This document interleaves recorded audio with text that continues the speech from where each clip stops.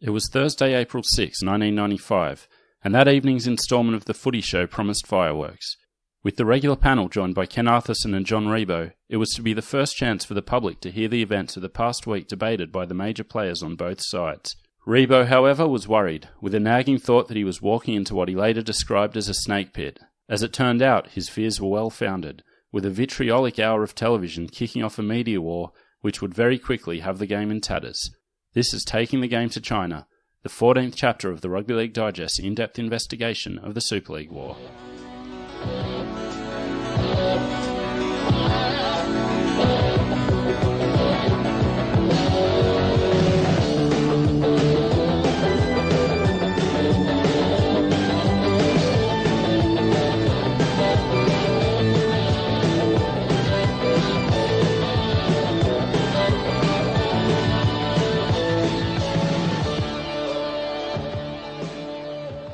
Hey everyone, Michael Adams here. Just before we get to this week's chapter, I wanted to insert a couple of errata notes based on some of the things we talked about in chapter 13. It's all about pay TV, mate.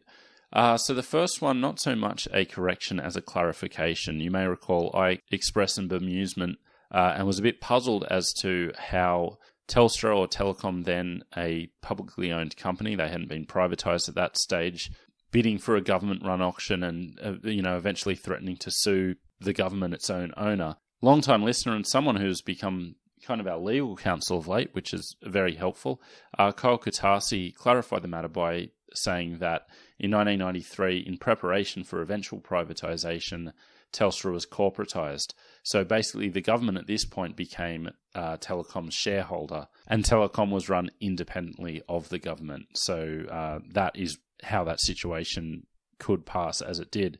And another long-time listener, at PaulMac_78 on Twitter, pointed out that the disgust I expressed about the first pay TV broadcast in Australia was somewhat misplaced, in that it was actually not the Ron Casey you might all be thinking of who hosted that broadcast, but the Melbourne sports reporter, Ron Casey, who, fittingly enough, was actually the first sports reporter to appear on Australian TV back in 1956. So obviously there's a reason for him hosting it, and maybe I shouldn't have flown off the handle as I did.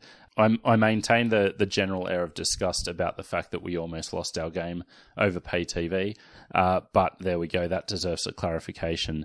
Paul also suggested that the first thing shown was actually a NBA game featuring the Charlotte Hornets. On this, the jury's still out. I tried and failed to find a TV guide for Galaxy in January 1995. I got February, but it's a bit too late. So basically, what I've managed to find is that the broadcast began at 4 p.m. Before that, there was some file footage of some beach volleyball. So, I mean, you might want to call that the first thing shown on Australian pay TV. But the article I found didn't actually say what kicked it off, but it did say that at 5:30, so that's after the 4 o'clock start, there was a broadcast of golf from the Philippines. So basically you had a 1.5 hour window. So it may have been the sedan car racing as I originally found. It may have been Alonso Mourning et al. If anyone can answer that, let us know. But other than that, we will get on with the show. So thanks to Kyle and Paul for getting in contact. And over the course of this chapter and beyond, if you do hear anything that you have some more information on, or you can tell us why we're wrong, please send it in. Facebook, Twitter, we're on Instagram now. I'll have to let Andrew tell you the handle because I'm not sure of it. And of course, email us at therugbyleaguedigest@gmail.com. Okay, hope you enjoy today's show. Welcome back to the Rugby League Digest. I'm Michael Adams, here with Andrew Paskin. How's it going, Andy? Mate, I'm very, very well. I'm the same, so let's get stuck into it. We got very down and dirty with the media goings-on in a non-rugby league sense in our last chapter. We're going to do the same in rugby league media this chapter. And I got to say, I think the way it played out in the media in April probably had more effect than any other single factor in the way the game just almost fell apart during the Super League War. I remember it well. Seismic rumblings. And so we're going to spend this chapter looking into that, looking at the media across different mediums, across different news organisations, and give you a sense of how it all played out. Because it was, when we talk about toxicity, during the Super League war, this is what we're talking about. Competing media outlets spinning their own propaganda, long-time journalist friends falling out permanently, all the rest of it. Anyone who was there at the time will remember it well. Very distasteful. Before we start with the actual media, though, we have to look at competing controlling bodies, because a lot of this was built on two competing lines of propaganda. So Super League, we don't really need to talk about it at this point in our story because they owned the media that was representing them. So most of that propaganda was coming out through their own media.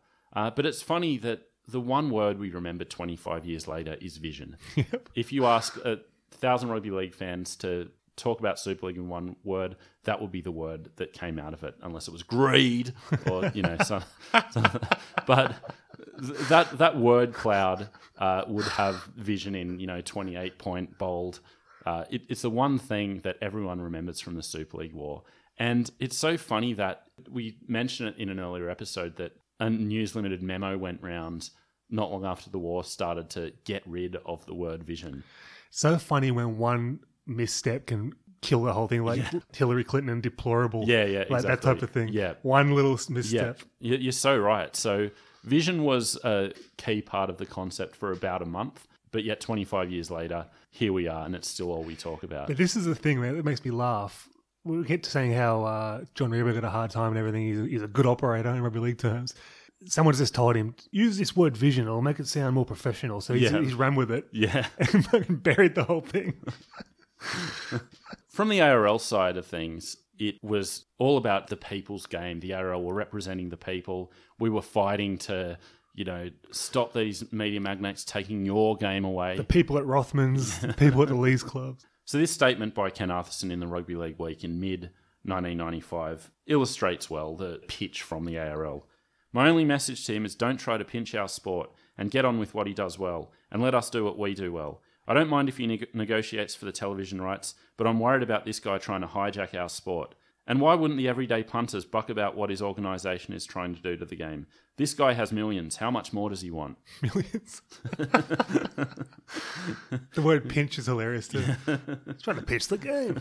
And obviously there's a lot of truth to that. And at a base level, you can understand public distaste for, media moguls coming in and buying the game. This is my beef about the whole thing, though. Just the intellectual dishonesty. Everything he says is correct. But then to make out Kerry Packer some sort of hero. Yeah. They're both bad. Let's just admit it. Exactly. And these business forces were alive, well, running the game in 1995, regardless of who was actually controlling the game. The other side of it is that the ARL quickly pivoted to a position of they're trying to take your club away. They're trying to reduce the number of Sydney clubs to make that the selling point against News Limited, even though it has been documented by us in this series, and it was well documented at the time, that there were significant problems with the number of Sydney teams. It was not deemed that that was going to be viable long term. And the ARL themselves had taken steps to address that before then, seemingly backtracking in the aim of their public relations campaign. And this was all part of this people's game line that they were pushing, which again, I don't think it was a cynically mounted campaign. I think there's a lot of truth in it, but there are a lot of flaws in that argument, and they do open themselves up to cries of hypocrisy. And again, Arthurson really was pushing the line of, being about the fans. The people I feel sorry for are the average fans, and, making the statement, when was the last time you saw Ken Cowley or Rupert Murdoch on the hill eating a pie? Which gave Tim Sheens an easy layup. Well, when was the last time you saw Ken Arthurson on the hill eating a pie? They're insulated in their nice air-conditioned boxes, drinking their sponsors' beer or Chardonnay. I feel like every rugby league person is drinking Penfolds. Yeah. I didn't know that there was another wine apart from Penfolds. And the other part of it was the ARL as the traditional custodians of the game. And on that side of things, I can see where they're coming from. It did lead to some attempted skullduggery from Super League, which could have been interesting if they'd have proceeded with it. So at the time that Super League was happening, there was the first trophy given out by the league in 1908, which was called the Royal Agricultural Shield, was actually in the possession of Dally Messenger the third, Dally Messenger's grandson. And there was a push to get that in the league hands, but there was some squabbling going on, and at a certain point, Super League actually became involved with the possibility of the Royal Agricultural Shield becoming the Super League trophy when that competition got off the ground. Which would have done the job of getting the ARL offside, but could you think of a less fitting trophy for Super League? Yeah. We're going to China with the Royal Agricultural Trophy. But let's get to the main part of this episode, which is to how it all played out in the press. And there are a couple of events that took place on 2 days in the first week of April 1995, which really set the scene. So the first of these was a press conference held by the ARL on Wednesday, the 5th of April, 1995, at which the ARL were going to put their case and talk about why they should be the ones controlling the game and what they had to offer. So they made a number of key mistakes in the planning of this press conference. The first was the choice of venue. So they chose to use the building which had been the birthplace of rugby league in Australia, Bateman's Crystal Hotel, which is where the initial planning meeting took place. Every birthplace of rugby league is a pub. Over the years, that became the Tatler Hotel, but by the early 90s was in a state of disrepair and was actually a barely used storeroom. So they chose this venue because of its links to the game's history, which is great in the planning, but in the execution, it was a dingy, unused space that had seen much better days. Which, I mean, talk about giving them a free kick. Everything that they're trying to propaganda about you represent visually for them. Exactly. So they made the exact opposite point than what they were trying to make with the way they used this venue. So Mike Coleman's Super League book sets the scene. The hotel was long gone. In its place, a dingy storeroom. A giant cutout of the Winfield Cup trophy bearing the likenesses of league legends Norm Prove and Arthur Summons leant against the doorway. Inside, many of Norm and Arthur's contemporaries lined the decrepit walls. The aim was tradition. The ambience was gloom and decay. In his Daily Telegraph editorial a couple of days after the press conference, Piers Akerman, who we're going to hear more about shortly, said, "Within minutes of Arthurson's arrival, he was waxing lyrical about the charms of the historical, should that be hysterical, site, as he sat behind a couple of sheets of painted plywood under a mouldy ceiling decorated with a patchwork of suspicious-looking stains." Jeez. As compares for this press conference, the league decided to go with Paul Vaughn and Peter Sterling, fresh from Footy Show hosting duties, which Fatty admits himself that he didn't have any experience in this type of occasion. He hasn't got any experience in Footy Show hosting. Well, maybe that was the league's The guy couldn't ski after 10 years at the snowfields. So again, they had no experience or really skills in comparing this type of occasion. Piers Akerman also notes the relentless, mindless assault from tired old Tina Turner beating out on the ghetto speakers. That was early days in the flogging of that dead horse. That horse still had a breath in it. And probably the height of the laying it on thick the ARL did was to have 50 school children in football uniforms walk out and sit at the feet of Ken Arthurson as he said, "Ladies and gentlemen, meet the future of Australian Rugby League," which even the ARL devotees in the audience were snickering at. And so the amateurish hosts, the kids, the decaying venue, all of this would be fine if you were holding this press conference for, friendly media or maybe, other clubs or, if it was just a kind of closed house kind of event. But instead, this was not only open to any media, but media who were representing your direct competition in this war. Yeah.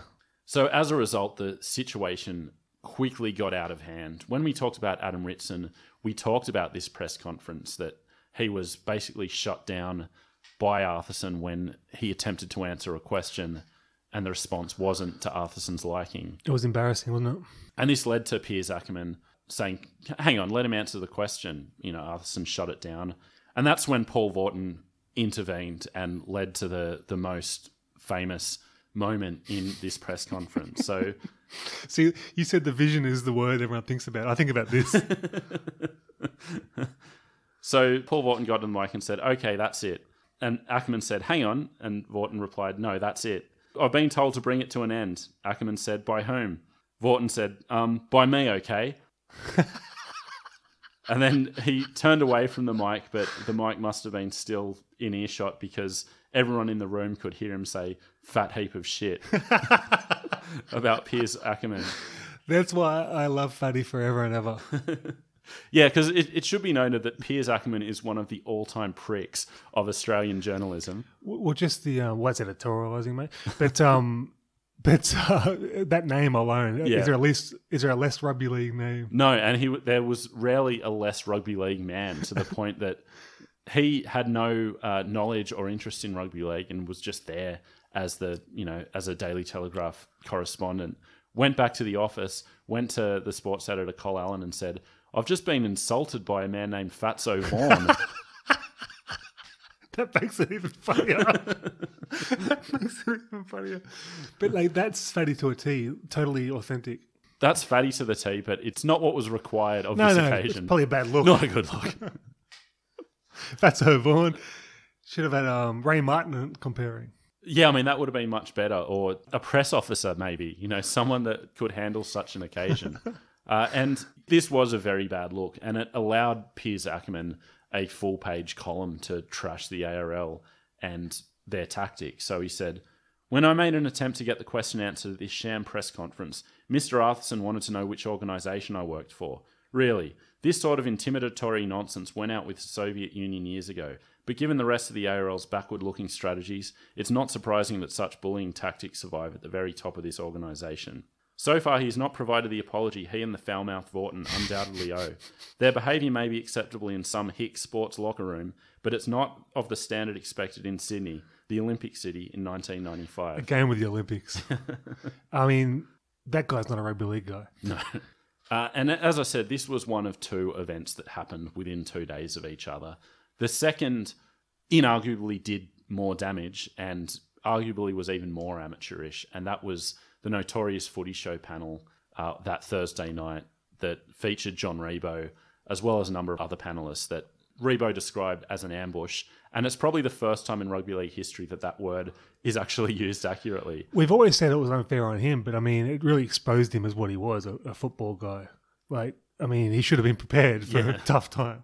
I must have watched this because I was watching the Footy Show every week, but I can't really remember much about this. I remember the whole thing and being like blown away by it. My memory doesn't have the ins and outs of it. Yeah. Just the event. And we cannot find it anywhere on the internet. Yeah. We can't find anyone on Twitter that's got it. You've gone to the archives of the Tom Brock people. You've gone to the State Library archives. This is like the Zapruder film for rugby league, and it's disappeared. I know. So if anyone does have a lead on this, a lot of people have kindly linked to Ribot's Brisbane Footy Show appearance. That's a very important document in its own right, but this is really the holy grail for this series. So if anyone has a lead on the April Footy Show appearance by John Ribot, please hit us up. But let's just set the scene. So this episode gives us the title of this chapter, Taking the Game to China, because in both of our memories, it was such a suggestion by Ribot that led to, catcalling and booing from the audience. But it's still said in the most smart-assy tones to this day, like, how's Beijing going? Yeah. Like, talk about PR missteps. Yeah. This one makes the ARL look like the best ever. But like at its heart, like it's like a fine idea. Yeah, but the wrong forum and the wrong delivery. Yeah. So let's break down what happened on this episode. So basically, the panel consisted of the four hosts, who were then Fatty and Sterlo, along with Ray Hadley and Steve Roach. Joining them was Ken Arthurson, Chris Murphy, the ARL lawyer, was there. Well, Chris Murphy was my former boss, friend and mentor. Anything I say about him is going to have the proper veneration and be basically biased. But he's an example of an actual intellectual giant showing up a football guy running rings around him. Phil Gould was the other ARL representative. And then on the Super League side, you had Ribot as well as Chris Johns, who was the players' representative. And Ribot said to Johns as they were preparing to go out that it had the feeling of Christians being fed to lions. And that's pretty much how it proceeded. So in John Ribot's words, I suspected it was going to be a snake pit for me. And they said they were going to be 10 players, 5 from each side, as well as their normal panel, plus Ken Arthurson. All of a sudden, there's an audience of 200 people and I'm surrounded. I was really pissed off about it. I felt like I'd been set up. I can cop a bloody bagging, but I thought that was unfair. Hang on. 200 Footy Show people in the audience isn't exactly the cream of the crop. Yeah, if you can't handle it. But so it hadn't long started when Ray Hadley launched into a tirade. That was to last most of the episode. Very angry and belligerent, very unlike Ray Hadley in general. And Ribot basically struggling to get a word in, being shouted down anytime he tried to make a point. Look, I think it was unfair how they did it to him, but again, it exposed him for what he was. Mm.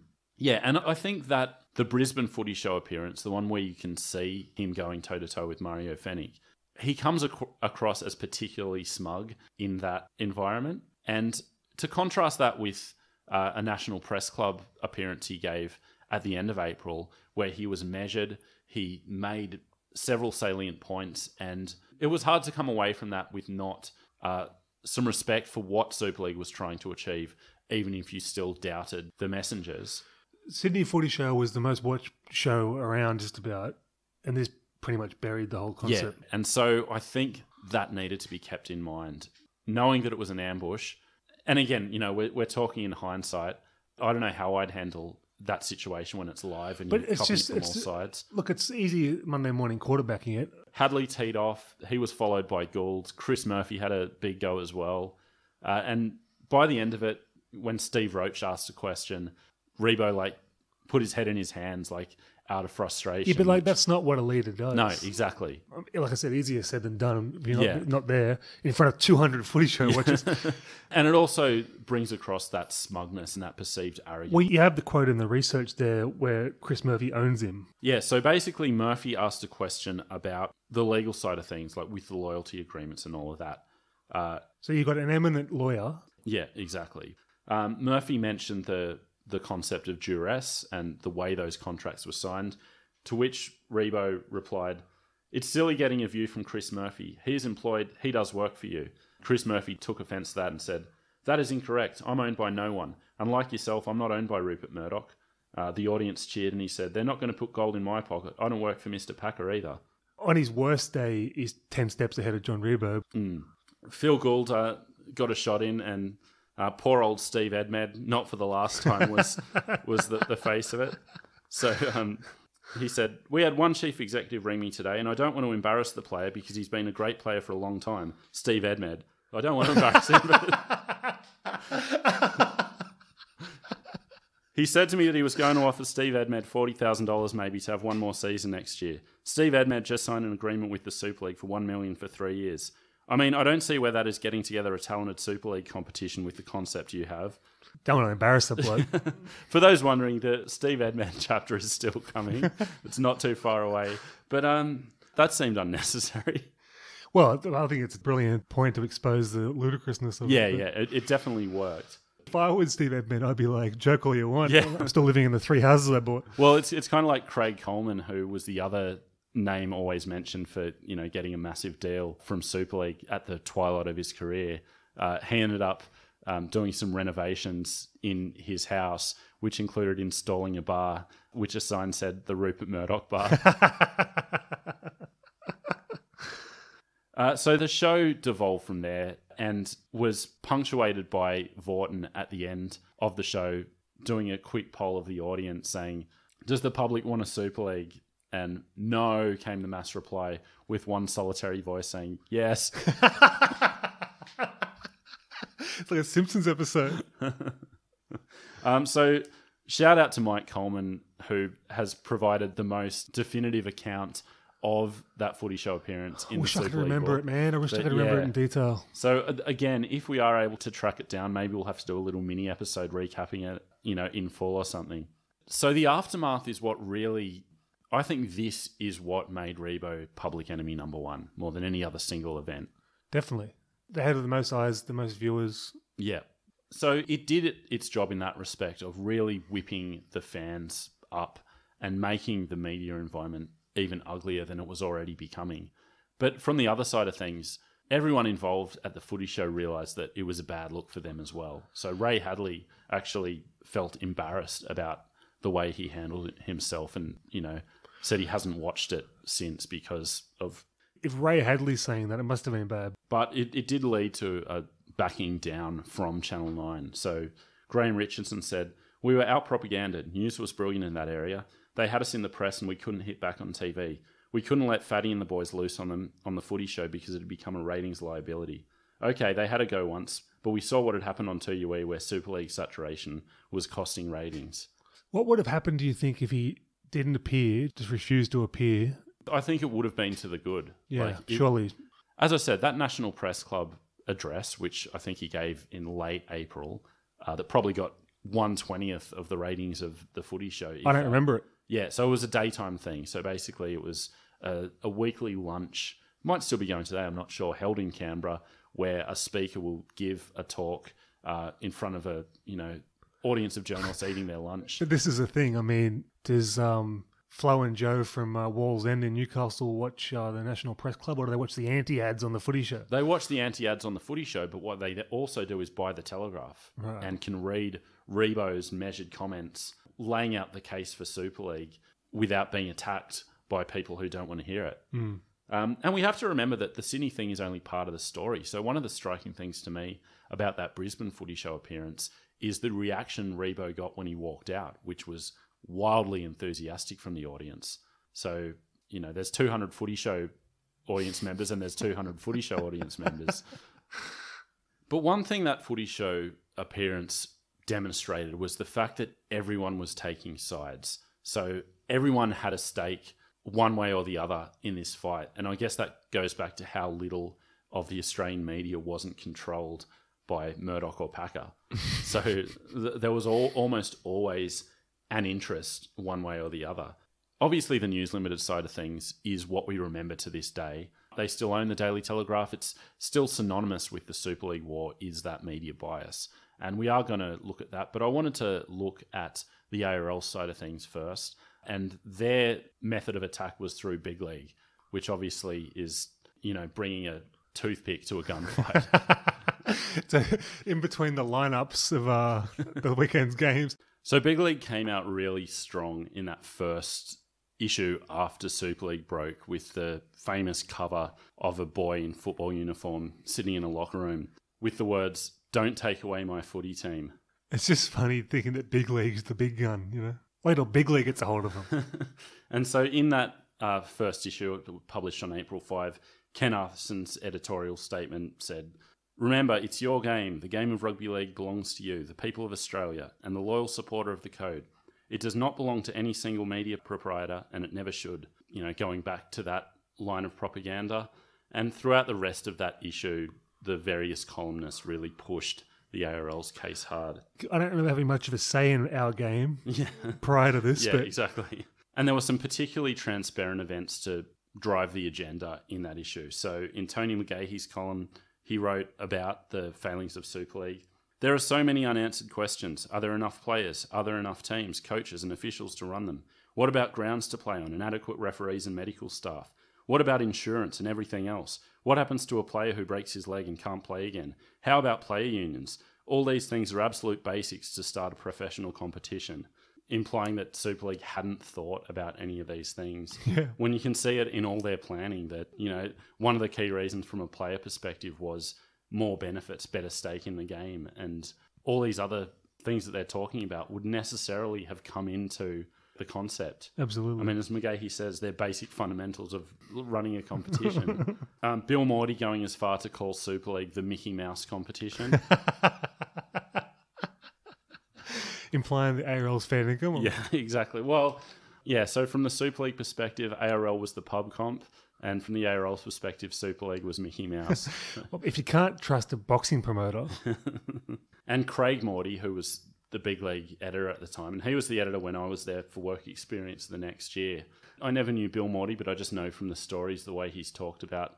So Craig Morty seems, from my experience and the way he writes here, to be cut from the same sort of cloth, what Ian Heads described as rough-hewn charm. Mm-hmm. So he certainly had a bit of that. And one of the controversies about it all was Bradley Clyde was actually writing a column for Big League from the start of 1995. As soon as Super League broke, that column was axed, and Craig Morty said it had nothing to do with Super League. He said, "We tried Bradley as a columnist because he's one of the best players in the world, but the impact of his column wasn't quite what we'd hoped for. After a month's trial, it was decided that Bradley's column would not continue. That's the only reason behind our decision. Every Rugby League ghost-written column sucks, ever, except for Steve Mortimer's in the old days. And in that same issue, there was an inset picture of Paul Keating on the cover of Big Leagues with the headline, PM must act for the people, with Craig Morty writing inside, what are the people saying, Mr. Keating? We'll tell you. They want a hero, someone who will stand up to Mr. Murdoch and his dollars to protect the very fibre of the sport of rugby league. Does that not conflict with Tina Turner's We Don't Need Another Hero? She is the goddess of rugby league. And as we've seen, provides the guidelines for rugby league future. So Big League came out hard, as all media organisations did. They quite quickly retreated from the battle and went back to team lists and, on-field news. So whether it was a directive from the league, whether it was looking at figures of how many people were buying the mag over the weeks, something happened where they realised that they needed to play more of a straight bat. And on grand final day, Ken Arthurson had his column as usual, made no mention of anything that had happened with regards to Super League throughout that year and just focused on the game. And, that was the way that Big League played it after going hard in the early weeks. So that was the league's main form of retaliation against the Murdoch media.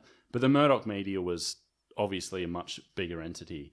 And in Sydney, that was largely through the Daily Telegraph that the Super League propaganda was coming through. And it's one of those little ironies you get in this chapter that Rupert Murdoch had owned the Daily Telegraph since 1972, buying it off Frank Packer. And at that point, the Telegraph was viewed as an anti-Labor propaganda machine because Frank Packer was pushing his own interests through it. So the story goes that they had a standing headline, in the presses ready to roll, Labor split looms. So, the idea of this, Murdoch propaganda certainly didn't begin with him, and it was coming from the Packer side well before Murdoch even got started. Yeah. And so the tactic of going hard against the ARL actually came from beyond the paper even. So it was News Limited consultants suggesting that News should use their media outlets to, plant negative stories and try to undermine the ARL that way. And if you see the coverage of the war in those early weeks, that is definitely something that was followed through. If you look at the cover stories of the Daily Telegraph in that first week of April, every day of the week, bar the Saturday, or maybe the Friday, Super League was the front page story. Got a lot of respect for the News Limited journalists that were ARL proponents and stood up for their independence. Well, and that's something that gets forgotten is that definitely happened. So one of the things News Limited did was to draw up a list of, friends and foes in the Australian media. And not all News Limited journalists found themselves on the friends list. So Tim Prentice was a Telegraph writer who was viewed as being unfavourable towards Super League. So a sampling of the cover stories on the Telegraph that first week of April. Monday, April 3, Raiders snub League Chiefs. Tuesday, April 4, ARL warns Star League could start this year. Wednesday, April 5, 3 clubs sign mass defections to Star League. Thursday, April 6, World Series, British want Super League playoffs. Friday, April 7, World Coup, Super League, new era. British bit off more than they can chew with. So it was quite striking to look at those editions of the Daily Telegraph in a row when you're like, really, for a whole week, there's no story more worthy of the front page than what was going on in a sports competition. Well, given what we saw with the News of the World debacle, is it a major surprise?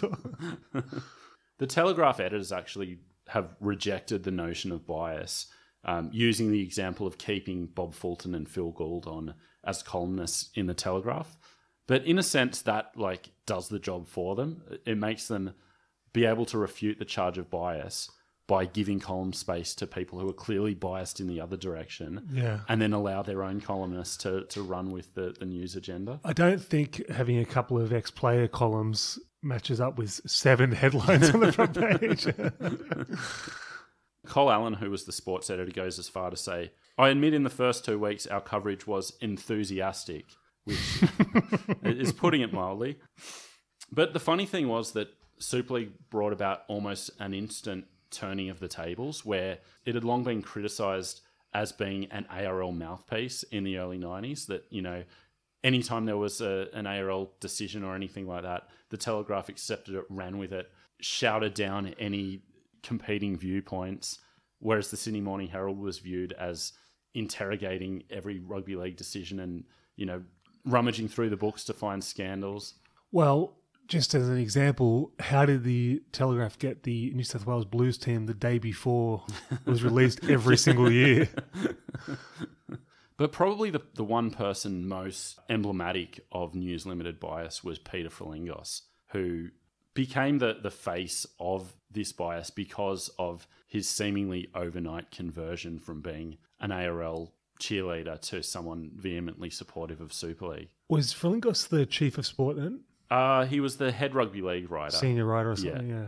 I know he was revered. Yeah, exactly. And he had a long-standing friendship with John Quayle that was, destroyed by Super League, and I don't think they ever repaired that. But interestingly enough, in Ian Heads and Norm Tasker's new book, Ian mentions the story of having dinner at John Quayle's place with Peter Frelingos and their partners on a night in early 1995 where there was talk of a pending raid by News Limited, and Peter Frelingos going, what am I going to do?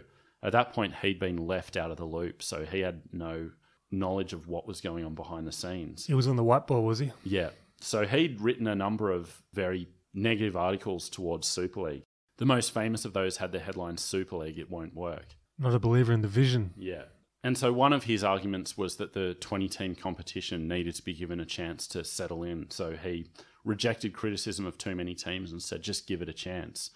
That was his line about the way the competition was progressing. Then, at the time, he was a 2UE panellist as well as writing for The Telegraph. 2UE at that era was the premier station, right? Yeah. So Phil Gould, who was also working for 2UE, wrote this in his book, Good as Gould. Peter Frelingos was working with me on 2UE on Sunday, April 2. For the first 2 hours of our broadcast that day, he was extremely supportive of the Australian Rugby League, as I had known him to be for the past 20 years. Sometimes I thought he had been blindly supportive of the ARL, but at least his loyalty seemed assured. A phone call to 2UE on that afternoon between 1 to 2 p.m. saw Frelingos return to the News Limited offices immediately. By the next morning, he was the Sydney journalist leading the browbeating for Super League, his declarations on radio the previous day of supporting the ARL forgotten.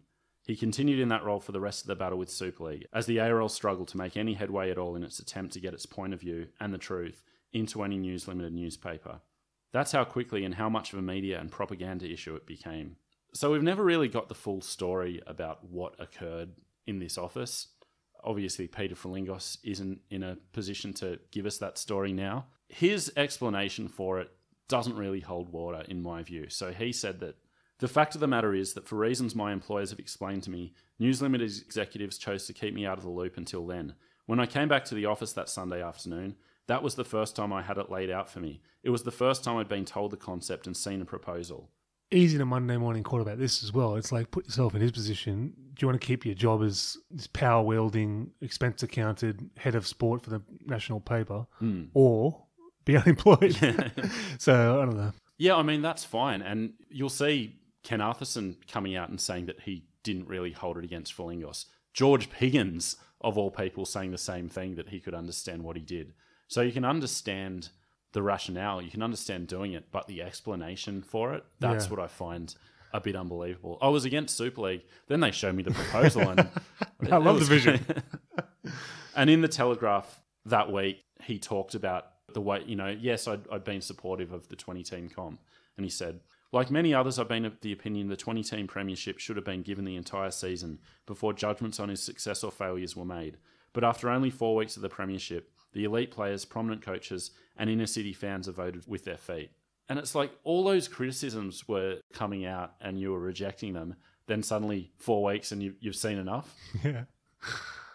And he stayed with the 2UE continuous call team, which created a very volatile experience. Ray Hadley called the commentary box a tinder box.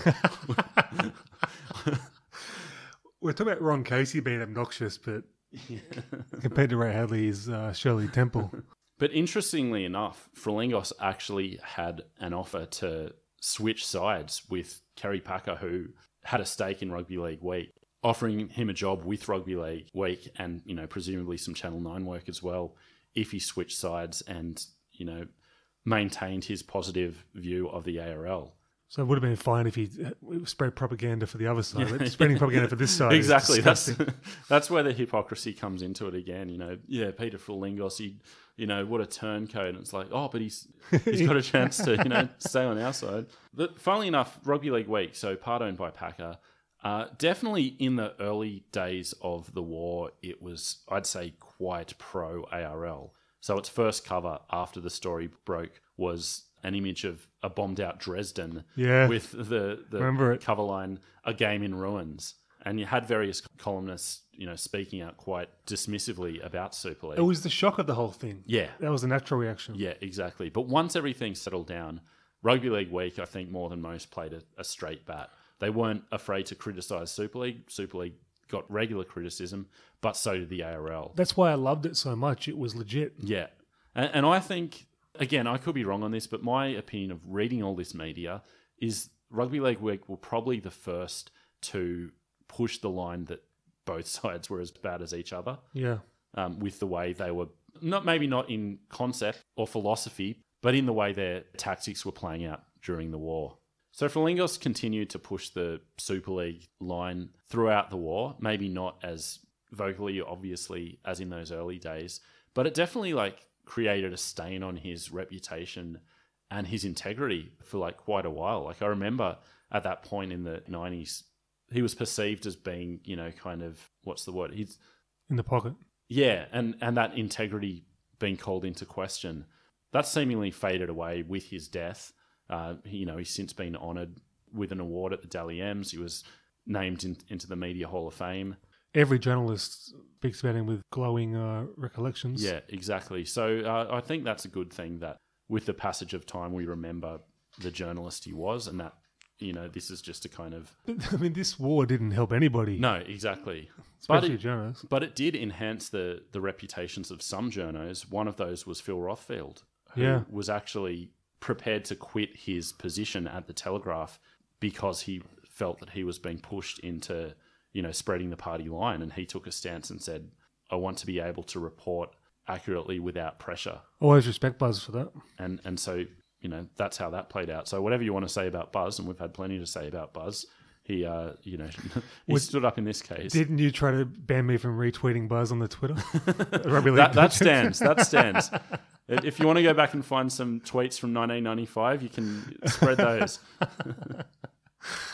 But so the other thing News Limited did was really control access. So we saw that list of, that naughty and nice list of journalists. That went through to journalists being denied entry to media events.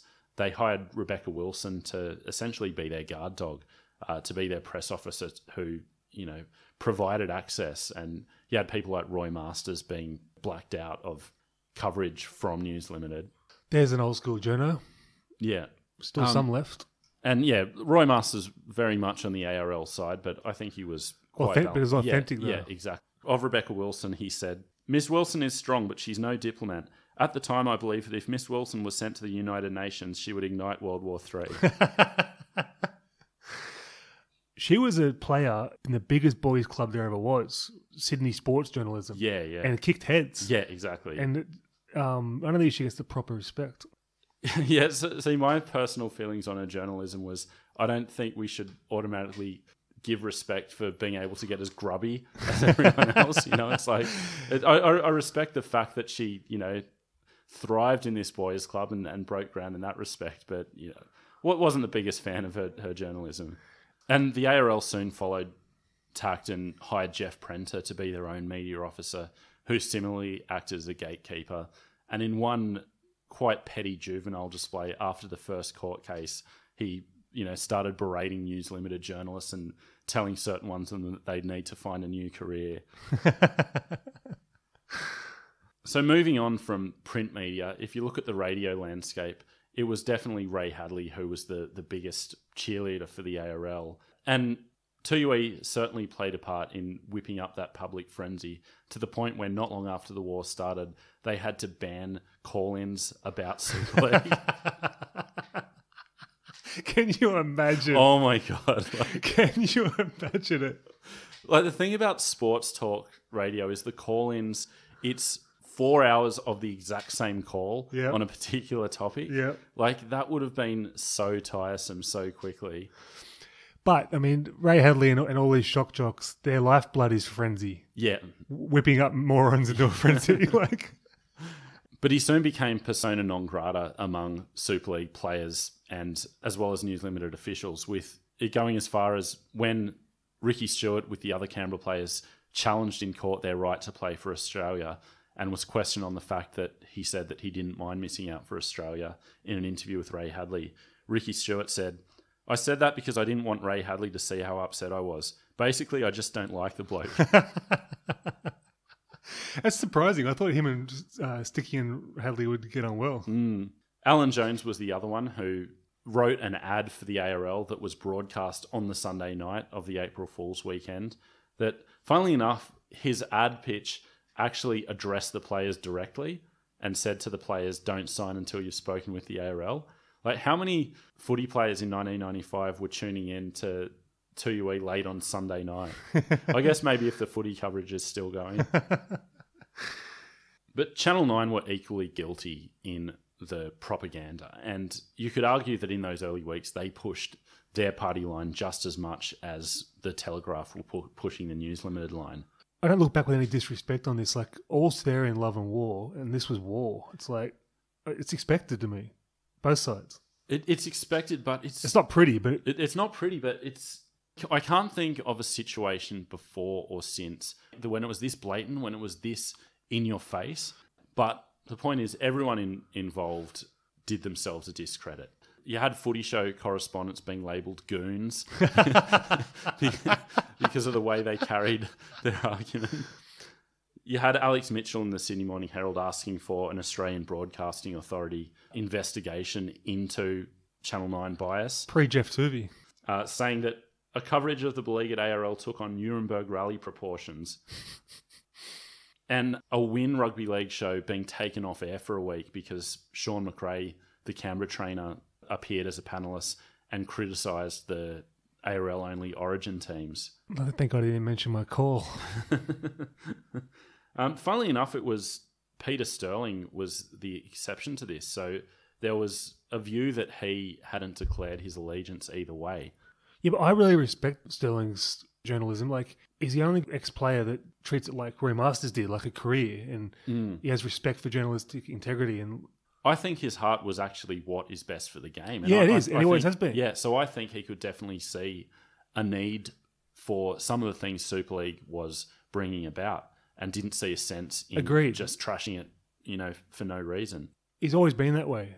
Best analyst in the game for mine, still. The use of the phrase "for mine" is Peter Sterling-esque in its own right. But the other thing that the Channel 9 bias did was to open up questions of hypocrisy, and that's the other thing. There are so many glass houses in this war. The only winner was O'Brien's glass.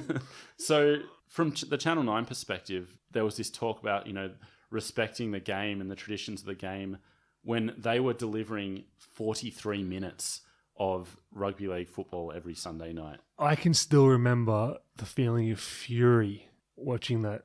So I'll read. This was a Mike Gibson column in the Telegraph on the 3rd of April. So was that early they were doing the 43 minutes? That was from the early 90s. So I felt like it was only after the war. No, so Andrew Denton in 92, 93 launched a campaign, Bring Back the 37, to get a full match replay on Channel 9. Think about that. Yeah. So basically, as soon as Channel 9 got the rights back, that's when you saw that cut-down version of the game. What were they thinking? Yeah.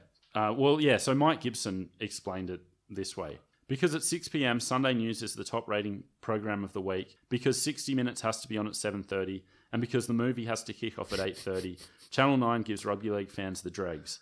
As it does with every sport it buys, Channel 9 packages it up the way it wants to. You cop what they give you, like it or lump it, with the blessing of the Australian Rugby League, which chooses to do business with a company that slaughters its product. Sunday night we are robbed. We get half a game of rugby league. Not only does the Rugby League sit by and allow Channel 9 to shortchange the fans, it shortchanges itself by selling the rights for peanuts when any smart promoter would be selling it for millions more. Hear, hear. But let's not forget that they ran Sports Sunday from 4 till 6 with like fluff pieces and even though I used to love it. But Yeah, 6 hours of uninterrupted Ironman coverage on a Saturday. I mean, how do we put up with it? But that's why pay TV was so enticing. It's like just the bullshit we had to watch. And again, because the ARL had aligned themselves so closely to Packer and Channel 9, they couldn't get away from that criticism. You see it in Mike Gibson's statement there. And then Arthurson in his book, this is typical of the attitude that critics of the ARL could point to. He wrote, of this, missing 37 minutes, it was an issue that would never die, with Nine refusing to relent and critics never letting the matter drop. As if the matter should have been dropped. But funnily enough, Mike Gibson was one who was very vocally supportive of Super League and never copped the flack that Falingos did. I think maybe he wasn't the ARL cheerleader that Falingos had been. So Mike Gibson was a maverick. Yeah. Loved his work. So Channel 7, who you have to remember at that point in time, in early 1995, it was just spoken about as Channel 7 will be the free-to-air rights holder for Super League because Rupert Murdoch had an interest in Channel 7 and Channel 7 became, therefore, the breakers of Super League stories. There were so many false fait accompli expectations. Yeah. Peter Moore will be the chairman. Yeah. None of this was reality. Just wait for an official announcement and then wait for that official announcement to be recanted 4 weeks later, But do you remember the Channel 7 rival to the Footy Show, Hard Yards? I didn't mind it. So, you're one of few people because it lasted about 4 weeks before being axed for terrible ratings. You know what I liked about it? Football talk. No dressing up in wigs and bloody exactly anti-ads. And and as it turns out, that's not what the people wanted. But that was the famous program that David Smith was watching when Michael O'Connor came on air to support Super League and ended up getting a job recruiting out of it. Why don't we bring him in to berate our prospective signings? I was going to say, it's been a few episodes since you've trashed David Smith. What's going on? So just as we wrap up this media section, one of my main takeaways of doing all this research was that it never was as bad as in that first month. So across all mediums, every media outlet eventually toned it down after coming out all guns blazing. So even the Telegraph, you couldn't say that it was ever fair, balanced coverage, but I think so much of the perception of bias came out of those first 2 weeks and the way they were covering it at the outset. But it's like every vigilante mob, it dies down quick enough. I mean, the news cycle back then wasn't 24 hours like it is now, or 8 hours. Yeah. 2 weeks to a month is about right for that to die down. But the other thing you get from that is that the damage was done instantly. Yeah. I always kind of looked at it as this toxicity just kind of festered and got uglier throughout 1995 until everyone was just sick of the game. But really, it was more like a Chernobyl explosion. Yeah. Where it was this instant thing that happened and we were all doomed. It was too late to do anything about it. Yeah. That's a bloody good way to describe it. It was Rugby League Chernobyl. And that ugly media situation very quickly spread across the game. So you had John Quayle kicked out of a meeting of club executives at South Sydney Leagues Club. The official line was that club representatives wouldn't have turned up if they knew Quayle was there. Quayle, one of the bosses of the league, walking out of the room with his tail between his legs, because of everything that was going on. Shocking. That led to ARL people walking out of the meeting as well. In fairness to the club bosses, do you want John Quayle glaring at you? Tough man. You had an incredibly paranoid environment. I'll read this from the Rugby League Week. The rival groups are no longer prepared to discuss major coups via the telephone because they fear people may be listening in. At the top of a recent call, a Super League official inquired if the person at the other end was using a digital mobile phone, because digital phones cannot be tapped. Representatives of the ARL have been issued mobile phones, and members of both parties refuse to discuss some issues unless they are talking face-to-face. It sounds ridiculous, but then we look at News of the World. Yeah. In June, the Sun Herald reported an attempted break-in at the Phillip Street headquarters of the Australian Rugby League is suspected. The locks to 2 doors were tampered with to the extent the door handles were separated from their mountings. There is considerable significance in the 2 doors forced. One is the former office of Bob Abbott, the ARL's man in charge of development, but Abbott has not occupied the office for more than 2 months. That could have just been people trying to steal the kegs that were in there. So the article did go on to say there's no suggestion that Super League were involved in this break. Except for the innuendo. Yeah, exactly. And then, of course, the fans is where it really fell out, and probably fell out terminally. So 2 weeks after the story broke, you had the sign appearing at North Sydney Oval, the acrostic poem Super League. Selfish, ungrateful players embracing Rupert's large ego and greedily undermining establishment, which I think a second draft of that, we could get something a bit more succinct. How Rugby League's an acrostic. And within those first couple of weeks of the story breaking in April, people like Jack Gibson predicting that the situation would lead to a vast rejection of the game from fans. Very accurate. And at the end of 1995, we're going to look into how the actual numbers and everything behind the fans dropping away. So that we're not going to do that in this chapter. But I just wanted to read a quote from Paul Sirenen's book about the way the fans felt about everything in Super League. It isn't hard to realise why the average fan took exception to the amounts of money being thrown about by both groups to recruit talent. Most of the game's diehard supporters were battling to survive on $400 or $500 a week, and I can see how it would have seemed obscene to them, because they have to work hard for 40 hours a week, while we footballers were being paid thousands for our loyalty. I feel that public sentiment is something that on some level persists to this day. Like anytime there's a scandal or anything like that, it's like, oh, look at how much money these blokes are getting. We mention it on the weekly show all the time. I don't think as derisively as some segments of the public. It's a funny sentiment that this game that we watch and gives us countless hours of joy, entertainment, the players providing that should be getting the same as me. Yeah, working and wanting to bring them down. Yeah, bring everyone down to the base level. That's the attitude across the whole thing. Exactly. But for me, one of the saddest things of this whole saga was reading this all play out over the course of the year and seeing it spiral and see the sheer exhaustion from members of the media. And I think that's exemplified in Ian Heads and Norm Tasker, who were both writing for Rugby League Week. Heads was also writing in the Sun Herald at the time. And so I thought I'd just take you through a year in the reporting of Super League by these two men to just illustrate how quickly you could see their spirits just being crushed by the whole saga. Awesome. So this was Norm Tasker in the Rugby League Week on the 26th of April. Sport I always considered to be a communal thing. All of us who are keen on sport hate being hijacked. We hate being told by John Ribot or the Broncos or mega companies or any of the other opportunists after a quid out of all of this. Just what's good for us and for the game we follow. And when it can be so cynically said about us as this operation, then we haven't got a great deal left. Let's be honest. There are no sporting values left here. It's just business, and dirty business at that. Ian Heads in the Rugby League Week on the 24th of May. In the areas of slyness, deceit, greed and bumbling ineptitude, the Super League wars of the past 7 weeks are unparalleled in Rugby League's history. There are countless unsavoury and regrettable aspects, some of which are listed in the Super League file of infamy below. But as a fan of 40 years or so, my personal objection to what has happened since April 1 can be summed up succinctly enough in one observation, that the manner of the ruthless Murdoch raid and the response it has brought has just about bloody well wrecked a fine game. It will sure take some repairing. Norm Tasker on the 28th of June, also in the Rugby League Week. It has now become clear that the war has pretty much ground down to a draw, with both parties mortally wounded. 2 half competitions on the plate next year will satisfy nobody, and will be so much short of super, concentrating the ills rather than the strengths, that the game will suffer, perhaps irreparably. And finally, Ian Heads and the Sun Herald on the 29th of October. Goodbye at last to the season from hell. Rugby League has changed the meanings of words in this wicked season. Super will never mean the same thing as it once did. And how about loyalty? What does loyalty mean in the context of 1995? Obviously, it has something to do with vast wheelbarrows of money being pushed in the direction of men such as Malcolm Reilly and Ellery Hanley.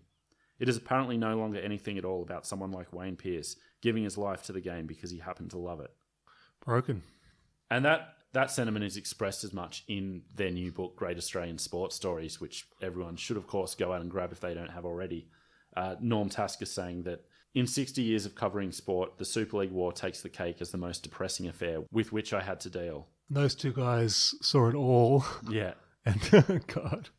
And just to finish up, I wanted to talk about this idea of friendships lost. And this was Mike Gibson writing in the Daily Telegraph on the 7th of April.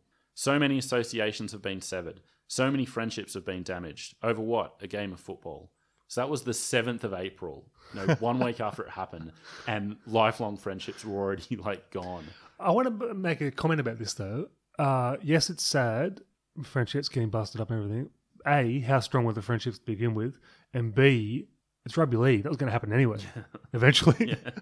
Yeah. But yeah, you mentioned something similar in our opening thoughts episode where you talk about I don't really give a shit who's not having, lunch at a Chinese restaurant with someone else. Our game, almost fell apart because of this. There's a lot of self-interest in this. Yeah. But I do think this loss of friendships can be seen as a symptom of something much bigger. And I do think something was severed at this point in time. And again, it was instant. It was Chernobyl. 7 days later, though. Yeah. How strong were these friendships? Well, John Ribot came out in that National Press Club address and said that he didn't lose any friendships over it. I mean, that was late April, so who knows what happened in... But those two men, Ribot and Arthurson, two realists, as far as football men go, still maintain a cordial relationship. Yeah. It's the other guys that piled on that made it worse. But I like the Fred Daly, who we've spoken about before, the old Labor politician and lifelong rugby league fan. I think he puts it best likening it to the Labor split in the 50s. And there's something about this quote that just reminded me so much of rugby league men. Super League has all the likeness to the Labor Party in the 50s. Mates passing each other by, split asunder.